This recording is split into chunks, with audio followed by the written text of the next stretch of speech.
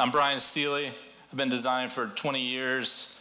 Usually when I get up to do these things, I've got about 36 ounces of liquid courage in me, so you guys bear with me today. I don't do this a lot. Blake asked me to do this presentation on symmetry. I said, hell yeah, I'd love to do a presentation on symmetry, and Blake's asked me 4 or 5 times to do one of these, and I figured he probably wouldn't ask me again if I said no, so here I am. Symmetry is prevalent in my art. Symmetry is not prevalent in my life. Humans, as a rule, are flawed. We're unpredictable. We're messy. And I'm all those things. So I can find symmetry in my art and find balance there. Today, I'd like to just talk to you about growing up in Atlanta. I'm an Atlanta native. How many of you guys are actually Atlanta natives? Holy shit, yeah, nice. All right, I'm Atlanta native. Getting past that, I want to go a little bit into my high school, college, how I became a designer, show you a little bit about my work, show you a little bit about my process, and then give you some tips that I've learned over the last 20 years that have helped me stay balanced. And, you know, I said I'm messy and all these other things too, so I still have to reflect back on these things. When I was a kid growing up in Atlanta, I had nothing stifling my creativity. My Atlanta then looked a lot different than my Atlanta now. I grew up in a bubble. I'd go out when the sun came up and play with all my friends in the woods. We had no cell phones. We had no internet. We had no computer screens. We had nothing stifling our creativity. We create imaginary worlds. We build bunkers in the woods. We'd build BMX trails through the woods. When it rained, we didn't go inside. We blew up our inflatable raft and rafted down the creek that went in front of my house and rode that creek to Peachtree Creek and onto the Chattahoochee River. I'm glad my parents did not know about that because I would have gotten in big trouble. Fast forward a couple years. I was in school, my high school and college career. I was called a daydreamer, sometimes even a troublemaker. I was creative and bored, is the near and short of it. I was struggled all through school to find my place, to figure out what I wanted to do. I was always good at art, but I was always pushed in a different direction away from art. And I think the lesson here is you've got to stick to your guns, and you got to do what feels right in your heart, and then you'll go in the right direction. I did not do this. I went off to a small liberal arts college in Clinton, South Carolina, and I'm not a quitter, so I stayed there for 4 years, got a great education. Along the way, I'm a huge music fan, so I was going to tons of concerts, and at the time, my favorite band was Widespread Panic. I'm not a hippie, I just liked rock and roll, and Panic back then was putting out some good rock and roll. So I would travel. Being in Clinton, South Carolina, I could travel all around and see all the shows on the fall tour. And I found out they were going to play a show or a run at the Fox Theater, which is in Atlanta, Georgia, as you know, and it's my favorite band and probably one of my favorite venues. So I drew up a little sketch of what I thought the poster should look like, put it in the mail, because that's what we did back then, and mailed it off to their management, and I didn't think anything of it. A couple months later, I'm sitting in the house talking to my mom, and the phone rings. Landline. It's Widespread Panic's management. They want to meet with me in Athens. So I drive up to Athens. I meet with them and a couple members of the band, which blew my mind at the time. And they said, let's do the poster. And I said, let's do it. And at the time, I had no idea. I had not touched a computer, okay? I did not know anything about tour posters other than this. I had this little book called Art of Rock. It was about this big. I couldn't afford the big version, so I had this little teeny version. And in that version, there's an artist, Rick Griffin, who I loved. He did a lot of Led Zeppelin, a lot of Grateful Dead. I'm not a hippie. Posters back in the day. So this is the poster I did. It's not my best work, but for me, it'll always be one of my favorite pieces because I drew the entire thing with art markers, paint pens, white out, double-sided tape, and glue stick. I shit you not. I drew this thing, and I got done with it, and I drove it down to Athens. This is how we had to communicate. And I met with the band, and they're like, it needs to be 18 by 24. I was like, what the hell is 18 by 24? So I figured out what 18 by 24 was. I cut a piece of paper to be 18 by 24, got my faithful glue stick out, and glued the design right on top and just built it right out. So it filled the full space, and then I drove it back down to Athens again. So I might as well have been going to school in Athens at the time. I wish I had been.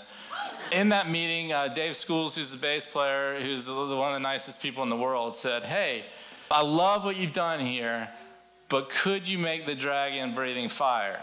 And at the time, the dragon had his mouth closed. I said, sure, Dave. Drove back up to my school, got out a piece of paper, drew a dragon's head with the mouth open, with the fire coming out, got out an X-Acto blade, which I just learned how to use, cut that bad boy out, smacked it right on top of the old head with my glue stick, drove back down to Athens, and delivered that thing like a hot pizza and got the hell out of there. They said, how much do you want for this? And I said, I don't want anything. You guys have given me so much. And they said, here's what we're going to do for you. We're going to give you 2 tickets and 2 backstage passes to any show you want to go to from here on out. That was probably the coolest thing they could have ever done for me. I probably saw 60 shows and drank so much of their beer and did other things backstage. And just had a fantastic time getting to meet the band. I mean, just what a gift. That was the end of my college career, and I ended it with a boom, kind of. Tucked that poster away. It was time to start finding a job. So I went to my first interview, which was a small design shop in Midtown of 9 people. My interview consisted of it was about 90 minutes. I was a philosophy minor and an English major, so the principal at the time said, let's talk philosophy. I said, let's do it. So we talked philosophers, we talked our favorite authors. He even made me recite some poems. I had to work hard to get this internship. The last thing he said to me was, you need to cut your hair. I said, all right, I can do that. I came in for my first day of the job, and he came up and shook my hand, and he said, I thought I told you to cut your hair. So back to the barber shop I went. I got my hair cut again. I looked like a schoolboy. And I had my shirt tucked in. I had my tie. I had ironed my pants, my shirt. And this is what my first day looked like. This is a picture of my first day on the job.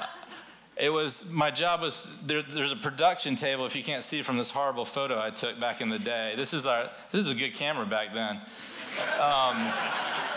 Took this picture, all these boxes, this is about a third of the way through the job, but all these boxes had to be organized on these shelves that had not been put into the shelf slots yet. And they gave me a label maker. Have you all seen those label makers?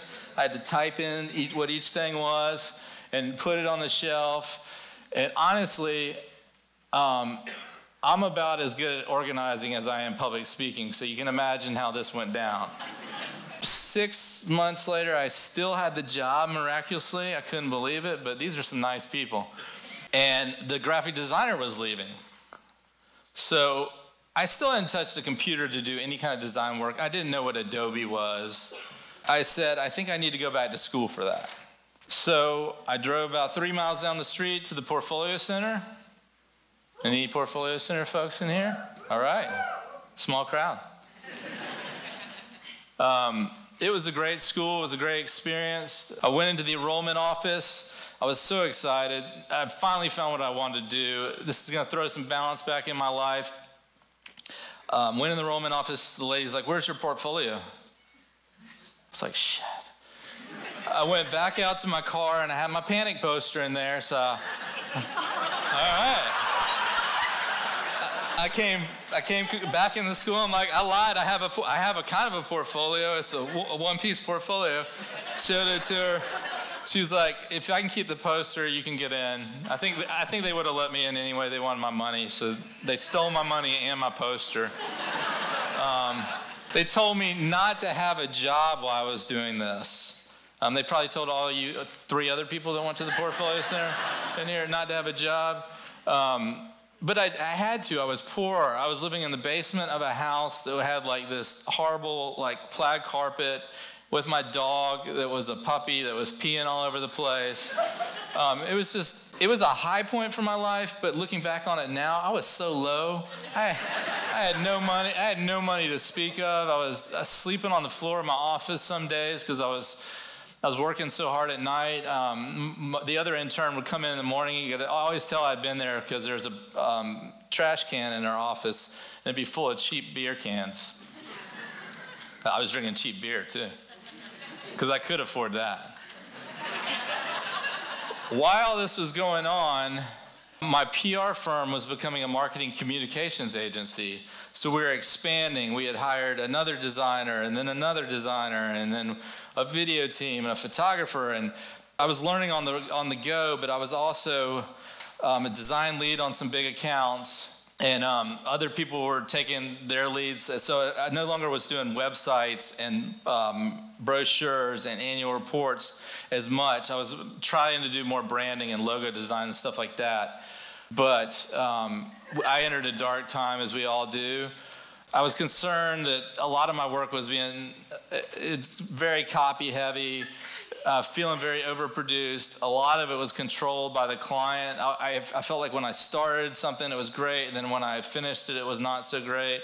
I was getting frustrated. I felt like saying, don't tell me what to do, because I like saying that. But instead, I said, what's missing? I was trying to figure out what's missing from my life, and I felt like the design world was swinging one way to this very polished, clean style, and I wanted to swing the other way. I wanted organic, I wanted texture, I wanted hand-drawn, I wanted natural, and more importantly than anything, I wanted simple. So I started hand lettering, which we all have done, right? Everybody thought that was cool for a little bit, and it is cool if you're good at it. I was extremely decent at it. So that worked out for about a year and a half. I did all right.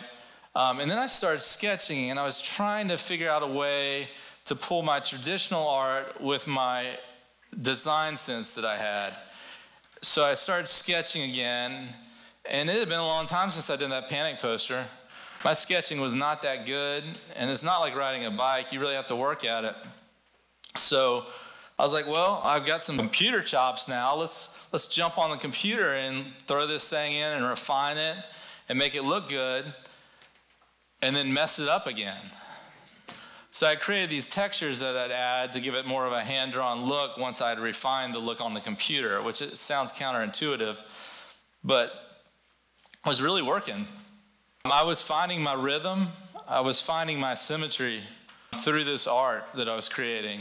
And I was doing all this stuff in my free time versus doing it at work. So it was providing that balance that I needed away from the job that was awesome but was not giving me what I wanted on the art side. These are my first 2 monoline illustrations that I did. I did not have any clients at the time, so I created my own clients. Fake record companies, fake messenger services. I was doing this just because I was passionate about it, no other reason. I wasn't doing it to make money. I was doing it to find balance in my life. So I ended up selling both these pieces later down the line, and I sold my messenger service stuff too. But my first piece that I sold was a piece for Essence Music. It's a Brazilian record company that seemed awesome at the time because I love vinyl, and they were going to put my logo on vinyl, and I don't think that it gets too much cooler than that. But it never happened. I got half the money, and I have not received any of the records, so lesson learned. My next piece, I got this email. I need a logo. No period, no capitalization. I fired back, I need a lot of things. And the guy's like, oh, sorry, this is Campbell Milligan. I'm the founder and creative director for Monster Children. Oh, shit. So I knew exactly who he was. I knew the magazine very well. Loved the magazine. And it was an honor to get to do something like this. Like when I was loving what I was doing on the side, this passion thing that I was doing, and getting to do it for Monster Children. I was like, this is just blowing my mind. So in this piece, you can see a lot of the texture, like how I roughened it up. Now let's move on to the next piece. I'm kind of taking you through like this progression through the monoline style. I got this job through Dribble. I had a buddy that was working at Element. He's like, would you like to design a skateboard deck? Well, hell yeah. I mean, who doesn't want to design a skateboard deck? I skated my whole life, so I was like, this is a dream. This is even more of a dream than Monster Children. So I designed one deck. He said, hey, would you be up for doing a series of decks? I was like, yeah. He's like, well, I need them back at the end of the week. Okay, so I was working full-time at my job. I was working full-time at home. We had 2 kids, me and my beautiful wife, and she was being really cool about it, but I realized that this was not going to last forever. I get a call from Nike.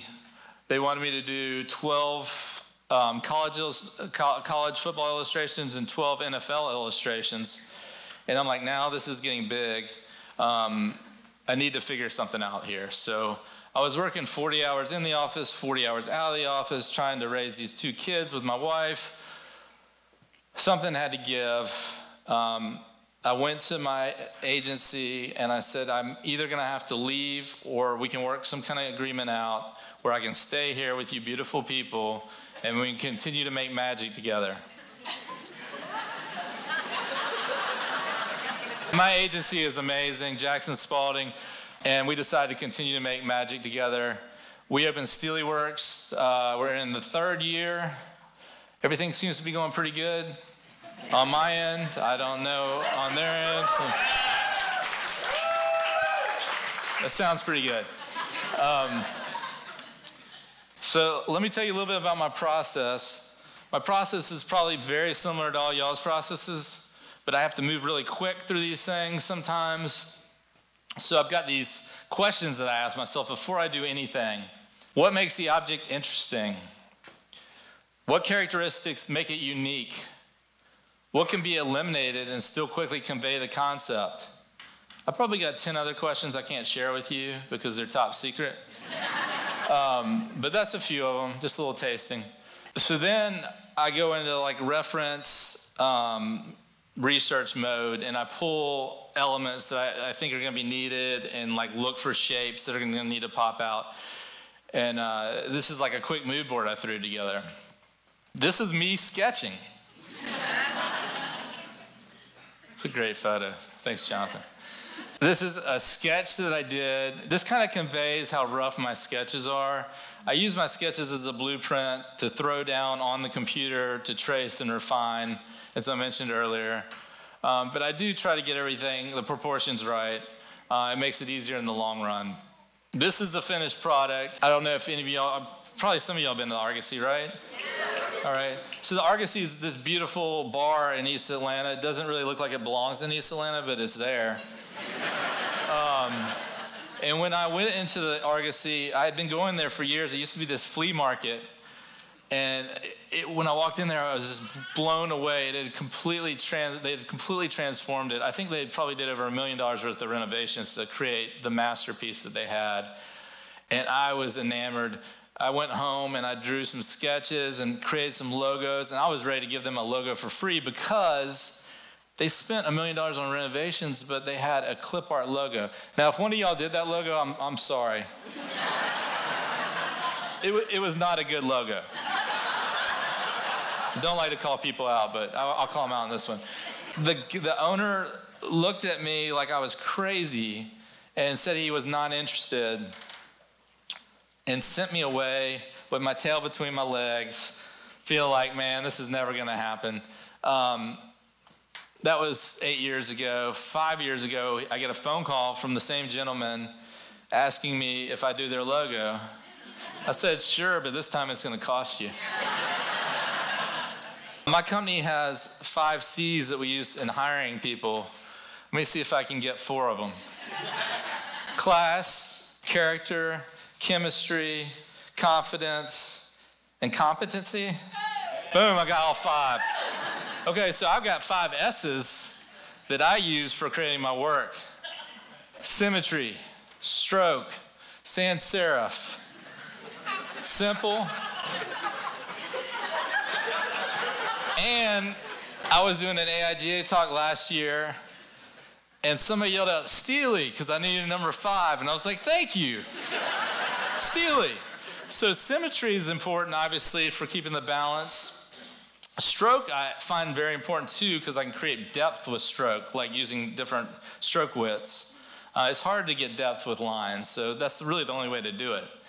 Sans serif, I'm a horror with sans serif fonts. I love them, and they work really well with my style, so I tend to use them very often. Simple, I think simple is always the way to go, and then of course me, because I'm doing the work. I'm going to take you through a few of my projects that I've done that are kind of bucket list things for me that are not my best work, but I just think that they were cool, like little stepping stones along the path. So this was Collected Works, is the record label for the New Pornographers. My kids kind of flinched when I said the New Pornographers, and I'm like, no, it's not like, they're not no pornography here. But they are a great band, and they paid me, and they also actually put my logo on their record, so check that off the list. And I own the vinyl. That's my face in the background through the, can't really see it. This is one of the cooler projects I've gotten to do. I wish it looked better on the screen, but Nod Hill came to me. Their brewery in Richfield, Connecticut, and they wanted a logo that had a campfire, a meeting space, a hill, and a moon or a sun. And so I'm like, what if we get glyph-like with this thing, and we create a campfire that's part of a hill that's also part of a tent, and then a moon will wrap up behind, or a sun will wrap up behind it. They loved it. It became their logo. And since that, they've hired me to do the packaging for the beer cans. This is cardulus. It's a type of bird I was unfamiliar with, but that's what a cardulus looks like if it has a spacesuit on. It's a Galaxy IPA, so of course I threw a space scene in there, and the astronaut carduluses with the keg on their backs instead of the oxygen pack, so they stay hydrated in space. I've got a hop UFO in the middle, transmitting the beautiful hops down to our wonderful planet. And then, of course, the whole thing's built on this symmetrical grid that I use for all their cans. They've started creating their own cans, and so not all of them are mine. Newport Folk Festival. Has anybody been to the Newport Folk Festival? All right. Newport Folk Festival is probably one of the best festivals in the nation, in my opinion. I've always been a fan because that's where my man Bob Dylan plugged in and went electric for the first time. So it's always had like a little special place in my heart. I got to print this thing with the great folks at Danger Press. We printed it with silver metallic ink on this beautiful night shift blue French paper, and I was thrilled. We sold these things. I got to go to the Newport Folk Festival with my family. We even got to go backstage and see Ryan Adams. Anyway, it was a great time. Another thing I really always wanted to do was a head badge for a bike. Not just a head badge, but a metal head badge. I don't know why, but I did, and that was on my bucket list. And this guy from Brooklyn, a frame builder in Brooklyn, came and said, hey man, I'd love for you to do a badge for my bike and some branding. I'm like, how much money do you have? A couple $100. I was like, okay, I'll make a deal with you.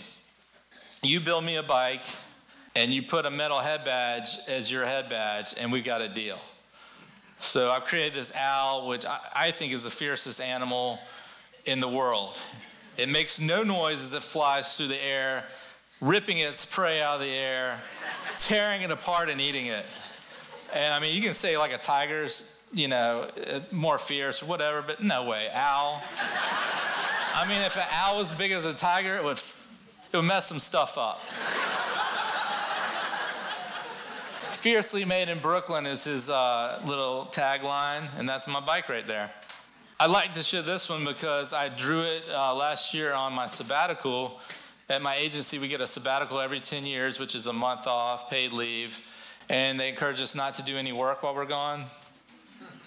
So me, I can't ever put my pencil and my pad down, so a guy came to me who's opening Sabbath Brewing, and he said, will you make a logo for me? And he had no money too, so we agreed that I would drink beer for free there until they closed.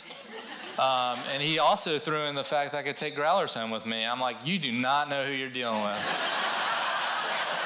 So I drew all this lettering by hand, and the snake obviously wraps up into an S around the barrel. It was based on this, I can't remember the name, but the snake wrapped around an egg. Yeah, somebody in here probably knows. But anyway, that's some of my work. I'm going to tell you about some things I've learned along the way that really helped me become a more grounded, more balanced designer. I set goals every year. At our agency, we're asked to set 3 or 4 goals every year. And to me, goals are not an end point, but they're points on our journey. So make sure you've got a point out there ready to go to the next goal. Stay in control.